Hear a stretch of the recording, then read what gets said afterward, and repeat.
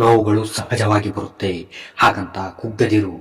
ನೋವುಗಳೆಲ್ಲವನ್ನು ಒಮ್ಮೆ ಕುಗ್ಗಿಸಿ ನೋಡು, ಅವುಗಳು ನಿನ್ನ ಮುಂದೆ ಕುಗ್ಗಲಾರಂಭಿಸುತ್ತದೆ. ಜೀವನದಲ್ಲಿ ಯಾರಿಗೂ ನಿನ್ನನ್ನು ಮೆಚ್ಚಿಸುವ ಪ್ರಯತ್ನ ಮಾಡಬೇಡಿ. ಒಳ್ಳೆತನದಿಂದ ಬದುಕೋಕೆ ಪ್ರಯತ್ನ ಪಡಿ.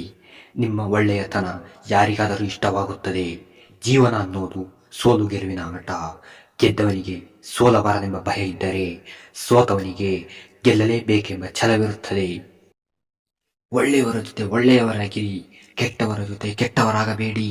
ಯಾಕೆಂದರೆ ನೀರಿನಿಂದ ರಕ್ತ ತೊಳೆಯಬಹುದು, ಆದರೆ ರಕ್ತದಿಂದ ರಕ್ತ ತೊಳೆಯಲು ಸಾಧ್ಯವಿಲ್ಲ. ನೀವು ಎತ್ತರಕ್ಕೆ ಏರಿದಾಗ ಜನ ನಿಮ್ಮತ್ತ ಕಲ್ಲು ತೂರುತ್ತಾರೆ.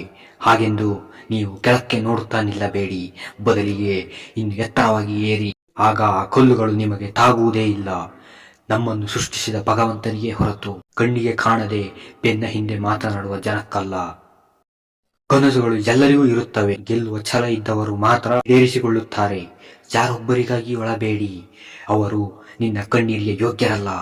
ಯಾರು ನಿನ್ನ ಕಣ್ಣೀರಿಗೆ ಯೋಗ್ಯರೋ ಅವರು ನಿನ್ನನ್ನು ಅಳಲು ಬಿಡುವುದಿಲ್ಲ.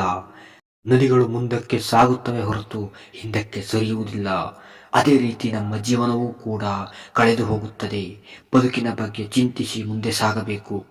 ಗೆಲ್ಲುವುದರಿಂದ ಶಕ್ತಿ ಬರಲ್ಲ, ಸೋಲುವುದರಿಂದ ಶಕ್ತಿ ಬರುತ್ತದೆ. ನಗುವಿನಿಂದ ಕಾನ್ಫಿಡೆನ್ಸ್ ಬರಲ್ಲ, ನಗುವಿನಿಂದ ಕಾನ್ಫಿಡೆನ್ಸ್ ಬರುತ್ತೆ. ಅದಕ್ಕಾಗಿ ಸೋಲು ನೋವುಗಳನ್ನು ದ್ವೇಷಿಸಬೇಡಿ. ಮೋಟಿವೇಶನ್ ವಿಡಿಯೋವನ್ನು ನೋಡಲು ನಮ್ಮ ಚಾನಲ್ ಅನ್ನು ಸಬ್ಸ್ಕ್ರೈಬ್ ಮಾಡಿ. ಧನ್ಯವಾದಗಳು.